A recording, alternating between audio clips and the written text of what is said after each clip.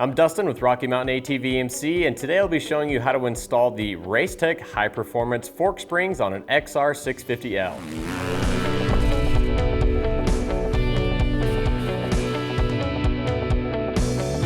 Upgrading the suspension on the XR650L is a must-have, especially if you plan on turning it into a worthy adventure bike. Now, the front forks and the shock on this bike are really soft from the factory, which makes it not very fun if you're having to carry a lot of luggage. So today we're going to be focusing on the front end of this machine, and we will be upgrading the fork springs with the kit from Racetech. This is their high-performance fork springs. Now, we're going to be installing these on a 2016 Honda XR650L. Now, keep in mind that all the steps that we're going to show you here today can also be applied to installing this kit in the XR650Ls that dates back all the way to 1993. Now, to install this kit, we're just going to need a few basic hand tools. You will want to have a pipe cutter or a hacksaw or something suitable, some medium strength thread locker, a cartridge holding tool, a damper rod bleeder tool, as well as some calipers, safety glasses, a tape measure, a fork leveling tool. You will want to have some replacement fork oil. The service manual calls for this bike for us to use a 5-weight, but we're going to be upgrading this to a 10-weight. You will also want to have a drain pan, some contact cleaner, rubber gloves, and some rags. You will also want to have a pen with a pad of paper. So let's show you how to get this installed. To begin, start by removing the front tire. Then remove the brake caliper. Remove the brake line cable guide. Remove the speedometer bracket. Then loosen the upper gator clamp. Loosen the upper triple tree bolts. Then loosen the fork cap. Loosen the lower triple tree pinch bolts. Then remove the fork. Next, we're going to loosen up the lower clamp on our gator here, then remove the gator. Remove the Schrader valve cap, then we're going to depress the Schrader valve to balance the pressure. Then we can remove the fork cap. Pull the inner fork tube down. Then we're going to pull down on the fork spring itself. Going to take our 14mm wrench, we're going to place it onto the lock nut just beneath the fork cap. Place our 17mm wrench on the fork cap itself. Then we're going to hold the lock nut in a fixed position while we rotate and remove the fork cap from the dampening rod. Got some rags laid out here so we can set our parts down as we remove them. We're going to take off the spring seat or washer and the spring. These components will not be reused. Then we can drain our fork of oil. When draining the fork, make sure to cycle the dampening rod several times to ensure that all of the oil is removed.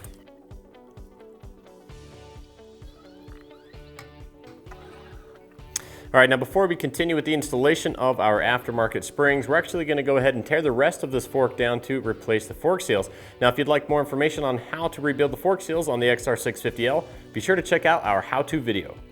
All right, so now that we've got our components removed, we've got our oil drained, we are now going to extend the fork all the way.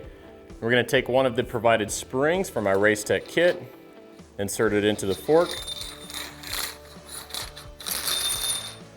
then insert one of the 4 provided spacer washers or spring seats.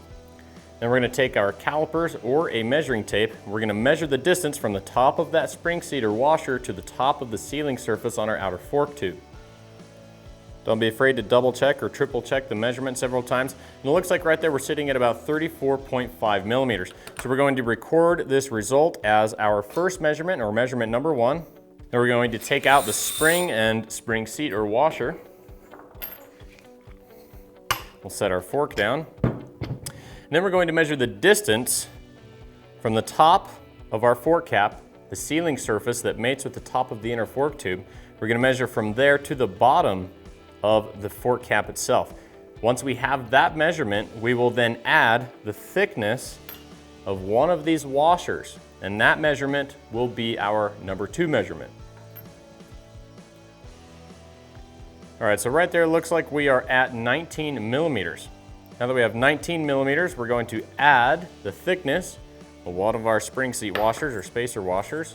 All right, now the thickness of the washer that we are measuring is 1.80 millimeters. So we're gonna add that to our previous measurement on the fork cap, which was 19 millimeters. So it'll bring us to 20.8 millimeters. So we will need to record this down as our second measurement, or measurement number 2. And then we will subtract our second measurement from our first measurement. So it looks like we're gonna be subtracting 20.80 millimeters from 34.5 millimeters. All right, now it looks like what we have left over is 13.7 millimeters. Now, that is the measurement that we will cut the spacer if we want to have 0 spring preload.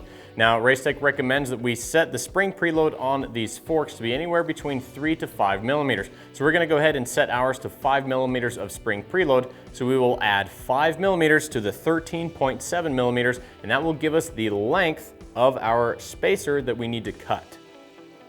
So that'll put us at 18.7 millimeters.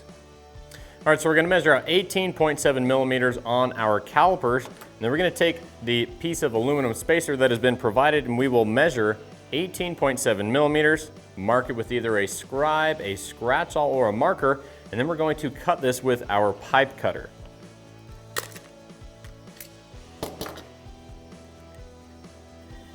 All right, now once we have this cut, you may want to go ahead and clean up some of those edges, deburr it a little bit, and then we can get ready to install this.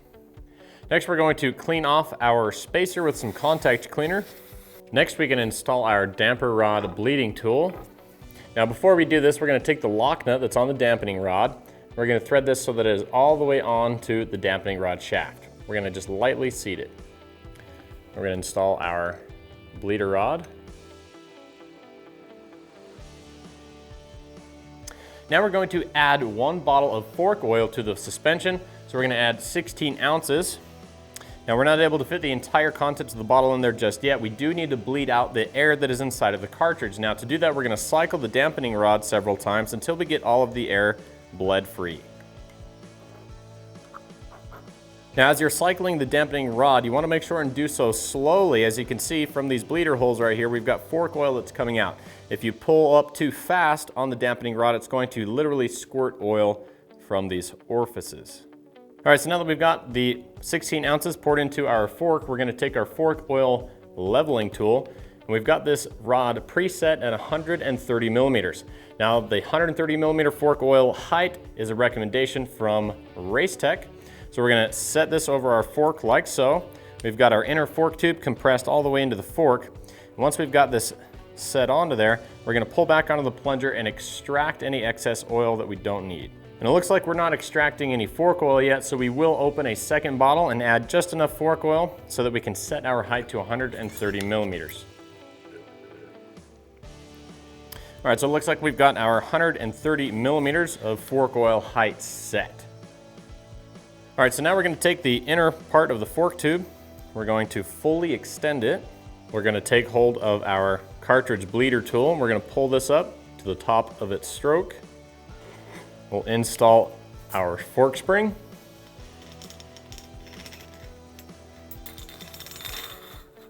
We will install 1 washer or spring seat. And then we can install our spacer that we have just cut earlier.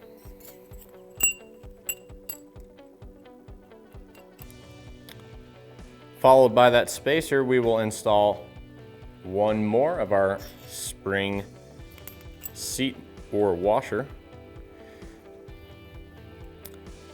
Now once we're at this point right here, we want to make sure that our lock nut is threaded all the way on to the dampening rod. Just lightly seat it there. And once we've got to this point, we're going to take our cartridge holding tool. We're going to slide it in between our washer and the bottom of our lock nut. And this is just going to help us hold this in place so we don't lose the dampening rod into the suspension. We will unthread our damper rod bleeder tool. Next, we're going to clean off our fork cap. If you haven't already, we're going to clean off the threads on the outside here as well as the inside. And then we need to remove the residual oil that's right here on our threads because we will be applying some medium strength thread locker. So I'm going to take a rag, I'm going to wrap it around the damper rod like so. And then clean it off with some contact cleaner. And this is just so I don't get any contact cleaner inside of the fork oil. Be careful not to spray anything inside of the dampening rod. Once we've got those nice and clean, we're going to add just a small amount of medium strength thread locker. to the threads. Then we can take our fork cap and we're going to thread it onto the dampening rod till it seats. And we'll place our 17mm wrench on our fork cap. We will hold the fork cap in a fixed position and then we will tighten the lock nut onto the fork cap and we're going to torque this to 15 foot-pounds. Now we're going to remove our cartridge holding tool. Now as you can see, we do have some play up inside of here and this looks really deceiving. It looks like we have not even achieved our 0 spring preload or added 5mm for that matter. However, the spring preload is going to take effect once we get the inner fork tube threaded into the fork cap. Now when we bring up our inner fork tube, you can make sure that the spacer or the washer that's sitting on the bottom of the fork cap is sitting on top of the spring. Then pull up your fork tube. Now if you measure the distance from the top of this washer to the top of your fork tube and then subtract that from the distance of the sealing point on the top of our fork cap here to the end of the threads, then subtract those two numbers, you should get 5mm, and that's the amount of spring preload that we have selected.